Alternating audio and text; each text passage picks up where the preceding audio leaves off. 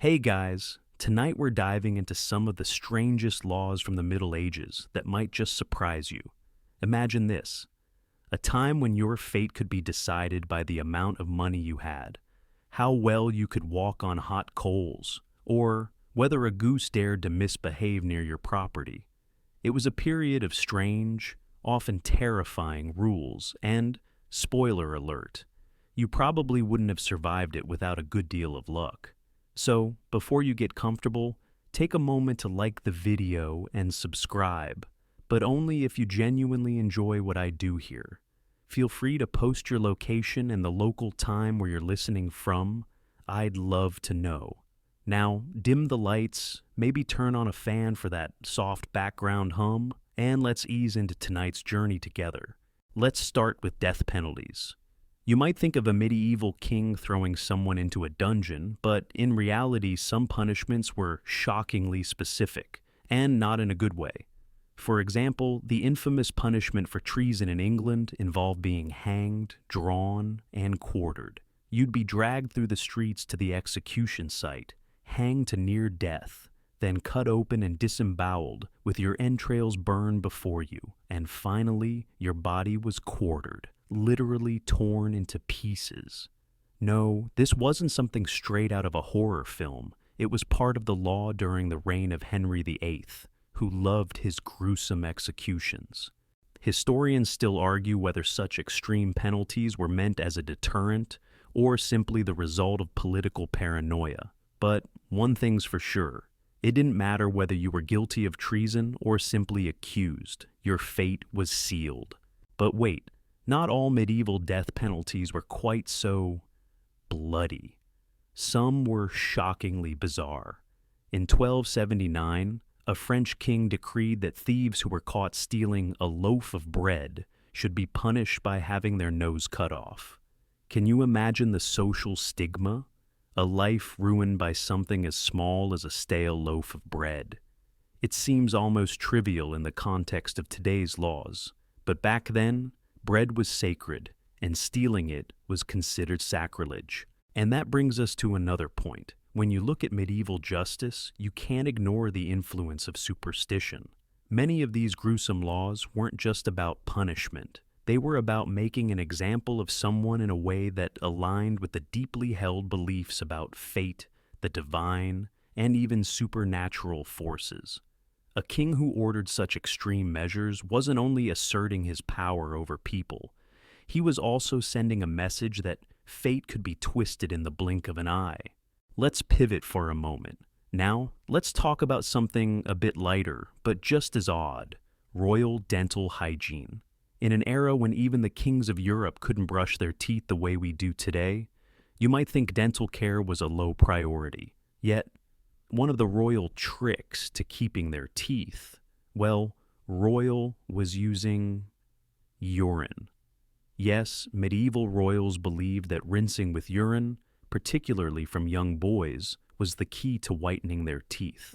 It was thought to have magical properties, and despite the less than pleasant idea of rinsing with pee, the practice was quite common, especially in Italy and Spain.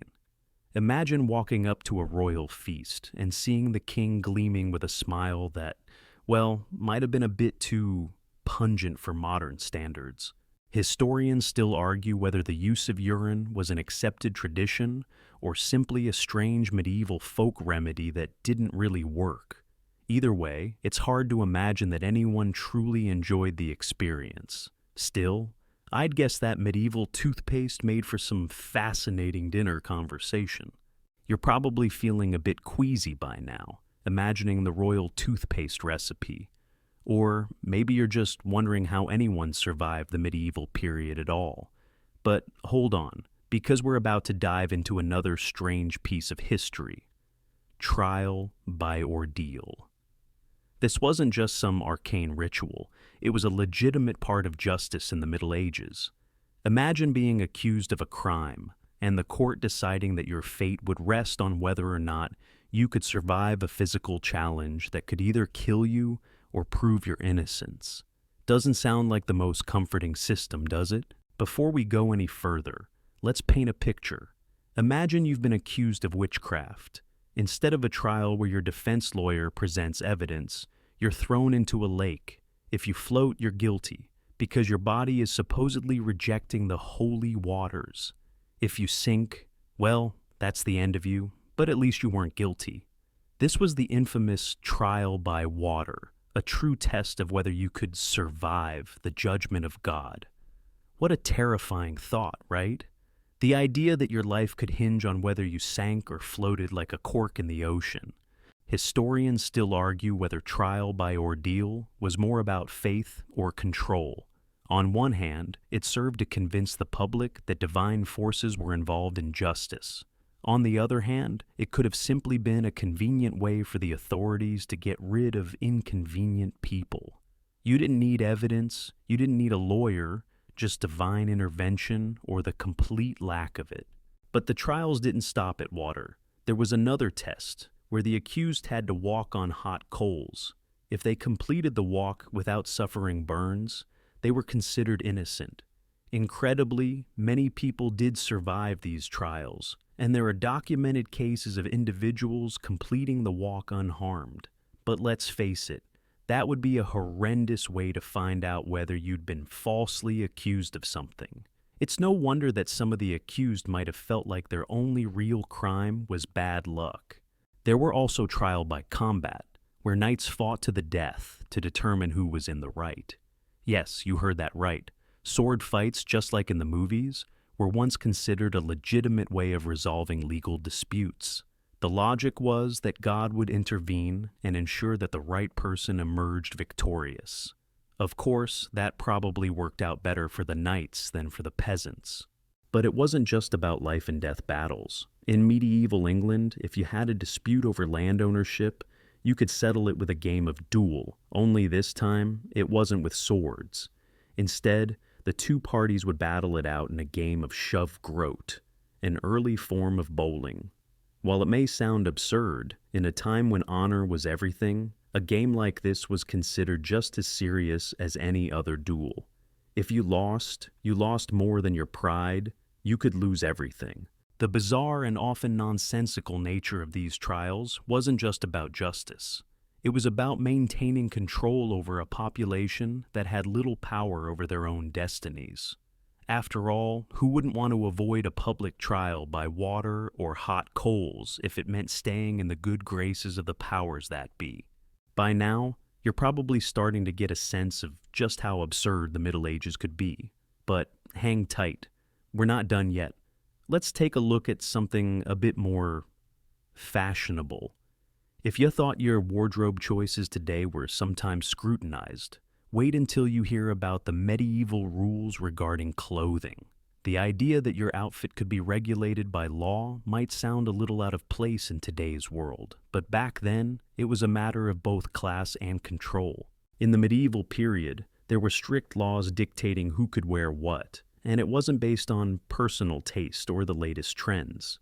No, these laws were all about keeping society in line. The most extreme example of this was the sumptuary laws, which were designed to prevent anyone but the upper classes from wearing certain fabrics or colors. The wealthier the class, the more exclusive your wardrobe could be. For example, only the royalty could wear purple, as it was the most expensive dye to produce, made from thousands of mollusks. If a commoner was caught wearing purple, they could face serious fines, and in some cases, even imprisonment. Historians still argue whether these laws were truly about maintaining class distinctions or whether they were a form of economic protectionism. Some believe it was to prevent the common folk from getting too big for their boots, so to speak, while others argue that these laws were simply a reflection of the prevailing belief that God had assigned roles for people in society, and those roles were to be respected, right down to your clothing. But these laws weren't just about making sure peasants didn't look too rich. They also regulated the fabric itself. Velvet, for example, could only be worn by those of noble birth, and anyone found wearing it who wasn't of the right class could face punishment. It seems strange to us now, but in a world where wealth and status were so intimately tied to the way people were perceived, these laws were taken very seriously. In addition to fabric and color, the cut and style of your clothing were also heavily regulated. This meant that not only did your clothes tell others what class you belonged to, but they also told people whether you were following the rules or not. Imagine walking around with a crown or a gown that looked a little too fancy, and you could be sent to court to explain yourself. Even the accessories you wore were scrutinized. Fancy gloves or shoes were a sign of higher status and could land you in trouble if you were on the wrong side of the class divide. And let's not forget about the Queen's fashion police. You might think that royalty, of all people, would be exempt from such laws, but even queens were subject to the scrutiny of fashion regulations. Queen Elizabeth I of England, for instance, was known for her extravagant fashion choices. Her coronation gown alone was said to have cost more than most people's entire yearly wage. But despite her royal status, even she had to abide by certain regulations regarding the types of materials she could wear. So, while she had a bit more leeway than the average person, she was still bound by the fashion rules of her time. You can only imagine the absurdity of it all. Can you imagine getting arrested today for wearing a color that someone decided was only for the elite? While we might laugh at the thought, these laws had a significant impact on the lives of medieval people. Clothing wasn't just a personal choice. It was a reflection of your place in the world. And, in a society where class distinctions were rigid, the rules were enforced with an almost fanatical devotion. Let's now take a turn from fashion and step into the world of animals. Yes, in the Middle Ages, the law didn't just care about what you wore or who you were. It extended to the behavior of animals, too. And no, we're not talking about animal cruelty laws, although that's a topic in its own right. What we're diving into is a rather bizarre and strangely specific set of laws about what animals could and couldn't do, and how the law would intervene when a goose, or, well, any other animal, decided to misbehave. One of the oddest examples of this involves a 14th century law in France that decreed if an animal caused damage to someone's property, the owner of the animal would be held financially liable. But the kicker? If the offending animal was a goose, the owner could face punishment for bad behavior on the part of their bird. In 1325, a particular law stated that if a goose disturbed or injured someone, the person responsible for the goose could be fined or even jailed. In a society that had more pressing issues to deal with, like war and famine, the fact that geese made it into the legal code speaks volumes about the medieval mindset. How dangerous could a goose possibly be? Apparently enough to warrant the intervention of the legal system. Historians still argue whether these laws were genuinely enforced or whether they were more symbolic, designed to deter people from being careless about their animals. But what we do know is that the medieval period was not a time to let your animals roam free. If your livestock caused a problem, you could find yourself in serious trouble. The laws surrounding animals weren't just about keeping control over property. They were about enforcing order in a society that was largely agrarian, where animals played a crucial role in daily life. Animals were not just cute companions or farm workers. They were key players in the economic and social systems. You needed to keep your geese in check, or you'd be facing more than an angry neighbor. Another strange case revolves around the notorious tale of the mad pigs of 1386. In the village of Falaise, a group of pigs was accused of attacking and killing several children. The pigs were rounded up and executed, but what makes this case so bizarre is that they were actually tried in court first. The pigs stood in a courtroom, facing charges of murder, and were found guilty. The pigs were sentenced to death and were publicly hanged, just like any criminal. The idea of a pig on trial may sound comical today, but back then it was taken seriously. Animals were treated as part of the moral and legal order, and if an animal committed an offense, it was treated just like a human would be. The fact that animals had legal standing in medieval courts isn't entirely surprising when you remember that the Middle Ages were a time of intense religious and moral beliefs. The belief that animals had their own souls, whether they were good or bad, was not unusual. In fact, there were even cases where animals were tried for crimes like theft or vandalism. But this wasn't just about the animals, it was about the owners. If your animal did something wrong, you were responsible, and the laws did not shy away from placing the blame squarely on your shoulders. While these laws might seem like the stuff of medieval absurdity, they actually point to something deeper. The Middle Ages were a time when life was governed by rules and structures far removed from what we think of as normal. Life was unpredictable, and people were terrified of chaos, whether it came from a human or a goose. Now, we turn to a subject that might feel a bit more familiar, but no less bizarre: the rules surrounding marriage and divorce in the Middle Ages. If you think navigating the legalities of modern relationships can be tough, well, you might want to think again. In medieval times, getting married or divorced was often more of a legal minefield than a romantic affair. Some of the laws surrounding marriage and divorce were rooted in a deep sense of moral and religious belief, while others were nothing short of comical. Take, for example, the medieval notion of marriage by proxy. Yes, you read that right. You could be legally married to someone without ever having met them in person.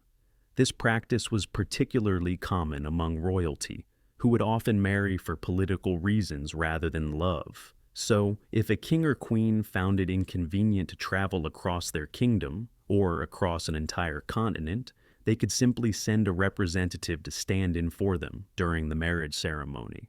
This practice was most famously used in the marriage of French King Louis VII to Eleanor of Aquitaine in 1137, where the two didn't even meet until after they were already technically married.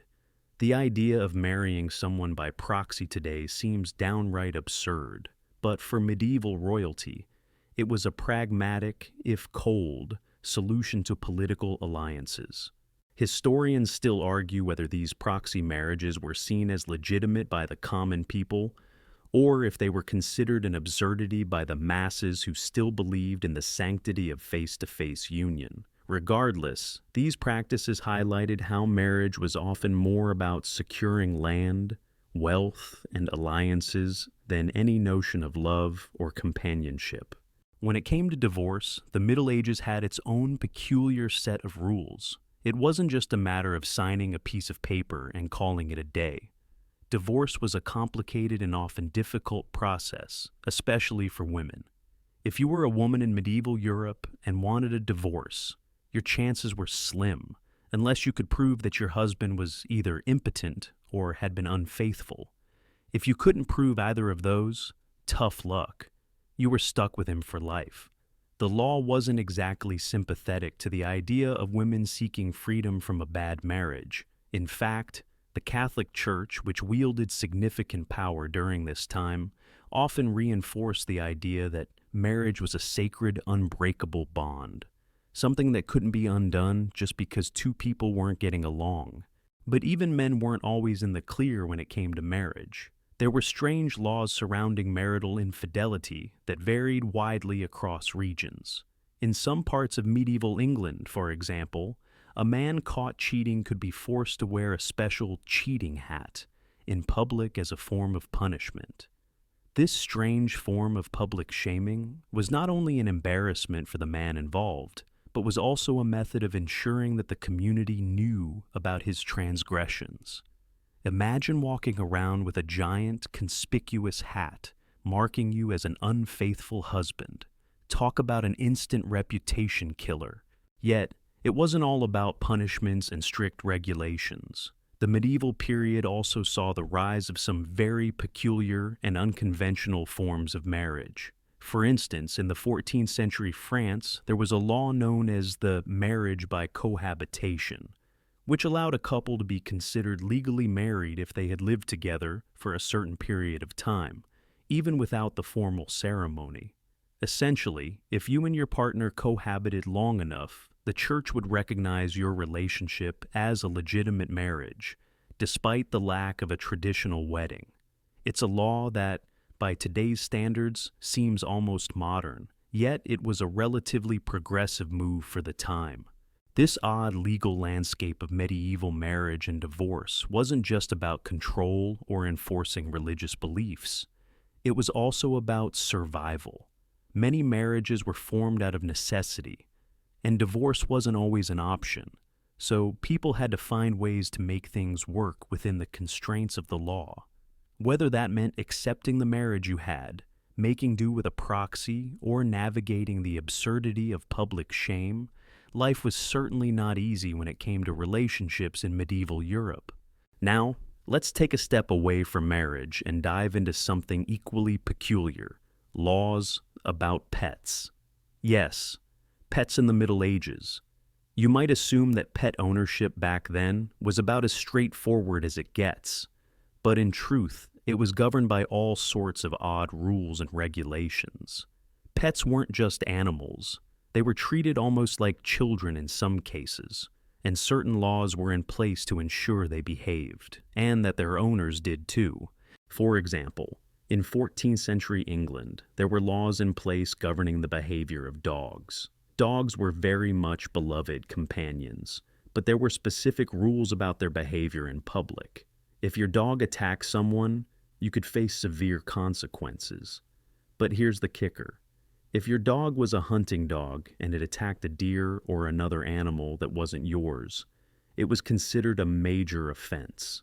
It wasn't just about protecting human life. It was about protecting property and ensuring the smooth flow of the economy. Hunting was an elite activity, restricted mostly to the nobility, and even the animals involved in it had strict rules. Historians still debate how seriously these laws were enforced and whether they were primarily symbolic or truly aimed at controlling pet behavior. After all, we're talking about a society that had a vastly different understanding of animals' roles in daily life. While pets today are seen as family members, in medieval times, they were seen as extensions of social status and wealth. The care you gave your dog, or any pet, could be a reflection of your own standing in society. So, keeping your pet well behaved and following the laws was essential. And the laws didn't just stop at dogs. The Middle Ages also had strange rules regarding the care of other pets, including cats and even falcons. For instance, in parts of Europe, keeping a pet cat was so tightly regulated that certain regions would fine you if your cat was seen wandering freely in public. The fear of a cat becoming a nuisance was serious enough for authorities to regulate their movements. Cats were often associated with witchcraft during the Middle Ages, and keeping one in your household could raise suspicions. Despite their association with witches, cats were still highly valued for their ability to keep rodent populations in check. So the law had to find a balance between keeping them in check and ensuring they didn't wreak havoc on local farms. But the most curious pet law by far is the medieval law regulating falcons. Falcons were seen as a symbol of the aristocracy, and their care was so important that there were actual penalties for mistreating one. If you were caught abusing or neglecting a falcon, you could be fined or even have your bird confiscated. Falcons were used for hunting, and their ability to catch prey made them a prized asset for those of noble birth. To ensure they stayed in peak condition, strict rules about their feeding, training, and handling were enforced. At the same time, some medieval laws reflected the more practical aspects of pet ownership. In a time when animals played an essential role in both work and companionship, it was vital to ensure that pets didn't interfere with everyday life. Animals were expected to behave in a way that aligned with human society, sometimes even more than humans themselves. For instance, in parts of Italy, there were laws requiring that animals like cows and horses be tied up in specific places at night, preventing them from wandering around freely. The idea was that these animals could become nuisances or, worse, cause damage to crops or property. This strict regulation of pet ownership wasn't just about control, it was about creating order in a society that depended heavily on animals for survival. The rules ensured that pets were treated well, but also that they didn't disturb the fragile balance of medieval life. After all, if a falcon is treated poorly or a dog attacks someone's livestock, it could ruin an entire family's livelihood. So next time you think about how pet laws today seem over the top, remember that medieval society had to balance their affection for animals with the harsh realities of a world where every creature, from your cat to your falcon, could impact your social status, your wealth, and your survival. Let's switch gears a bit now and delve into the reign of some rather eccentric rulers. Medieval kings and queens, though often revered as powerful figures, were not always the models of rational behavior. Take, for example, the story of King Charles VI of France, famously known as Charles the Mad. His reign was marked by extreme behaviors, and one of his most unusual and often humorously bizarre legal mandates was his obsession with spoons. Yes, you read that correctly, spoons. King Charles VI's obsession with spoons was so intense that he passed a law declaring that all spoons used at the royal court must be made of silver. No exceptions. You can almost imagine the royal servant scrambling to ensure that every utensil on the dining table met his exacting standards. Why spoons? Historians still argue about the psychological reasons behind this odd fixation. Some say it was a symptom of his deteriorating mental health, while others speculate that it had something to do with the medieval obsession with cleanliness and ritual. Whatever the case, his passion for spoons became one of the strangest anecdotes of medieval law. But Charles wasn't just focused on silverware. He also had some strange ideas about who could hold royal power. As his mental health worsened, he would often vacillate between bouts of sanity and insanity, leaving the country in a state of political turmoil. At one point, he appointed a council of advisors to manage the country, but many of them were chosen based on their loyalty to him during his most unstable periods. In a time when power was often passed from ruler to ruler, with little regard for fairness or stability, Charles VI's reign exemplified the madness that could sometimes accompany authority.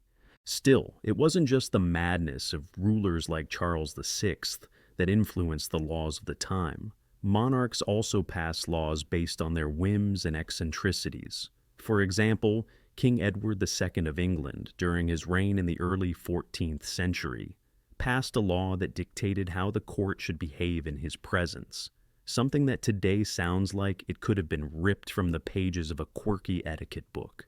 Edward II's court became notorious for its eccentricities, including strange dances and rituals that were imposed by royal decree. It's said that at one of Edward's grand feasts, guests were required to perform a particular dance before being allowed to eat. Can you imagine being forced to do the Macarena before getting your dinner? Well, back then, it was probably closer to an enforced form of entertainment than a celebration. Historians debate whether these bizarre laws were simply the result of eccentric rulers, or whether they were part of a deeper political maneuver. Some argue that these eccentricities were used to distract or control the nobility, keeping them focused on frivolous laws while the monarch dealt with more serious matters behind closed doors. It's an interesting theory, one that suggests medieval monarchs might have been as strategic as they were strange. And then there's the famous case of the King's Wager. During the reign of King Richard II, the monarch decided that he would make a bet with the entire nation. The bet that England could go an entire year without any wars or conflicts with neighboring countries. To make the bet more interesting, Richard II declared that if the country achieved peace for a full year, he would reward the people with a large feast. Sounds innocent enough, right? But here's the kicker. The year of peace coincided with one of the most significant uprisings in English history, the Peasants' Revolt of 1381. As it turned out, Richard lost his bet, meaning the entire nation had to celebrate his failure with a grand feast. The irony was rich. The king tried to impose a peaceful year, only for the peasants to remind him of the harsh realities of life in medieval England. While the details surrounding the peasants' revolt are well documented in history, the king's wager remains a quirky, lesser-known fact about medieval politics.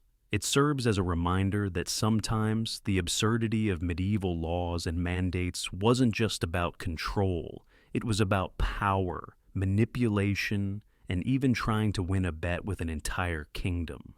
So, next time you look at your silverware drawer, remember the king who thought spoons were so important that he passed a law about them. And if you find yourself feeling bad about quirky laws in the modern world, just think, it could be worse. You could be subject to a royal decree that forces you into a weird dance before every meal, or find yourself involved in a royal wager for peace that ultimately leads to a nationwide feast on failure. The madness of the Middle Ages, it seems, was never truly in short supply. Now, let's take a deep breath and move from the eccentricities of rulers to the oddities of laws that have, thankfully, been left behind in the past. We're talking about the strange and sometimes inexplicable laws that governed the very fabric of medieval society, including those that regulated something as seemingly mundane as what you could and couldn't do with your land. But in the Middle Ages, land wasn't just about ownership. It was about power, control, and even superstition. One such odd law comes from 13th century England, where it was decreed that if you found yourself in possession of land that had once been cursed, you had to undergo a series of rituals to cleanse it before you could use it. This law wasn't just a formality. It was deeply tied to medieval superstitions about the supernatural forces that were believed to control everything, from harvests to health. The idea was that certain pieces of land, especially those associated with tragic events or dark magic, could be tainted by the spirits of the past. And if you were unlucky enough to inherit such land, you'd need to perform an elaborate ritual, often involving prayer, purification by fire, and even a special type of holy water to cleanse it. These rituals weren't just about superstition. They were seen as necessary for survival, especially in an era when people's fates were believed to be tightly connected to the land they lived on. Historians still debate whether these cleansing rituals were taken seriously by the aristocracy or whether they were just a form of ritualistic theater designed to appease the public and keep them in line. While most historians agree that these laws were linked to medieval beliefs in the supernatural, there are still some who believe that they may have been used as a means of controlling land ownership and wealth. After all, if the land was cursed, it would be difficult to sell, making it even more valuable for those who knew how to cleanse it. Speaking of controlling wealth, there was also a rather bizarre law that governed how wealth could be transferred from one person to another. In the Middle Ages, if you were a noble and you wanted to leave your property to someone other than your direct heirs, it was a complex process that required legal approval. The church, which had vast influence over all aspects of life, played a significant role in these matters. A nobleman couldn't simply leave his land to his beloved nephew or a close friend without going through an extensive series of legal hurdles, most of which had to be approved by the church. In some regions, a man could only will his property to the church or a religious order, thus ensuring that the wealth would stay within the hands of the religious elite. But the most bizarre aspect of these inheritance laws came when a person died without a will. In this case, the law mandated that the deceased's belongings would be divided in a very specific way, often based on ancient practices that seem to have little to do with fairness or logic. For instance, in parts of medieval France, if someone died without heirs, their land would first be offered to the local monastery, regardless of the family's wishes. If the monks declined, the property would be transferred to the local lord. The strange part? This transfer wasn't just about land, it also applied to livestock, homes, and even tools. The idea that these items could be considered property of the church or a noble family, regardless of personal ownership, reflects how little control individuals truly had over their possessions during the Middle Ages. Historians still argue whether these laws were meant to keep the wealth in the hands of the powerful, or whether they were designed to ensure that religious institutions played a central role in society's economic and social structure. Some scholars even suggest that these laws were part of a broader plan to create a more controlled, hierarchical society, where even the act of dying was subject to the control of the state and the church. And then, of course, there's the matter of the royal monopoly, laws that gave certain monarchs exclusive rights over various industries, including wool production and even beer brewing. Yes, you read that right. In some regions of medieval Europe, beer brewing was controlled by the king. If you wanted to brew your own beer, you had to get a special license from the royal court. This law wasn't just about taxation. It was a way of controlling a critical industry and making sure that only those loyal to the crown could partake in the brewing business. Some say this was one of the earliest forms of what we would now call corporate control, where only the politically connected could thrive. The royal monopoly on beer brewing is a particularly odd law, especially when you think about how much beer is consumed today. Imagine living in a time when getting a cold pint could cost you not just a few coins, but your allegiance to the throne. But the law wasn't just an inconvenience. It was a strategic move to centralize power in a way that ensured the king had influence over even the simplest parts of daily life. And if you think about it, it makes a twisted sort of sense. If you control the beer, you control the people. These laws, with their absurdities and contradictions, were not just about enforcing power. They were also about maintaining a rigid social order. Medieval society was built on a hierarchy where everyone had their place. And in this world of strange and often contradictory laws, the ability to bend those rules, to adapt, or to simply survive, was what defined the lives of people during the Middle Ages. Now, we come to the final stretch of our journey through the strange, unpredictable, and often absurd laws of the Middle Ages. As we near the end, let's take a moment to reflect on how some of these oddities have been left behind, while others have somehow found their way into the modern world. Laws that once governed everything from who could wear purple to whether a goose could get you arrested have been replaced by more structured legal systems. But the echoes of medieval absurdities still linger. One of the most intriguing aspects of medieval law is how it gradually evolved, or, more accurately, was replaced. Over time, these bizarre, sometimes nonsensical rules faded into the past, replaced by systems of justice that, while still flawed, were designed to be more standardized and fair. However, not all of the peculiarities disappeared completely. Some of the oddities from the Middle Ages influenced modern legal systems in surprising ways. For example, the concept of trial by ordeal, though long gone, has a strange echo in our modern world. Think about the highly publicized trials of today, where the media circus often seems to pass judgment long before a case is decided in court. Other strange laws, like the one regarding royal monopolies, may have evolved into modern concepts of patents and trademarks. While we no longer need to ask the king's permission to brew beer, we do still find ourselves navigating a world where intellectual property and control over resources are heavily regulated. The medieval system of legal control may have been chaotic, but its legacy lives on in the complex web of laws that govern everything from copyrights to property rights today.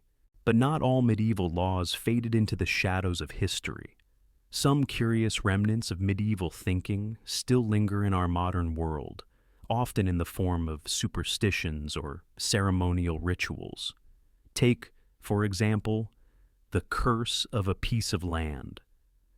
While we no longer perform cleansing rituals on properties that are said to be cursed, we still see similar concepts in folklore and local beliefs. Even in the modern world, some people believe that certain places carry an eerie history, and we continue to associate old, abandoned buildings with ghosts or negative energy. These ideas are so deeply ingrained in human culture that they persist, even in the absence of the actual laws that once mandated them. And what about the legal restrictions on clothing and fashion? While no one is being dragged to jail for wearing purple these days, the idea of fashion as a status symbol is alive and well. Designer labels, exclusive boutiques, and the endless pressure to keep up with the latest trends all echo the medieval obsession with what people wore and what it said about their place in society. Of course, in the modern world, we're free to wear what we like, well, most of the time, but the societal pressure to conform to a certain image remains just as powerful as it was in medieval times. In the end, the medieval laws we've explored tonight may seem utterly absurd to us now, but they were once part of a system that shaped the world as people knew it. They were tools for maintaining order, exerting power, and, in many cases, controlling every aspect of daily life. In a time when life was uncertain, these strange laws provided a sense of structure, even if it was a twisted, often arbitrary form of order. As we close our journey through the laws of the Middle Ages, let's take a deep breath and reflect on how far we've come. Yes, modern laws are far from perfect, but at least we're not being tried by water or sent to prison for wearing the wrong color. So, as you drift off to sleep, think of those medieval times where your fate could rest on something as ridiculous as a goose's behavior or your ability to walk on hot coals. The absurdity of the past may have faded, but it still holds a certain charm, a reminder of how far humanity has come in its quest for justice. Now, as we wrap up tonight's journey, take a moment to let these strange historical tales settle in. There's something calming in the absurdity of it all, isn't there? Sometimes it's the most bizarre bits of history that remind us just how far we've come. And as you rest, know that your world today may seem strange to someone in the future, just as the medieval world seems strange to us now. Let the lightness of these oddities carry you into a peaceful slumber. The laws of the past may have been strange, but your dreams tonight are entirely yours.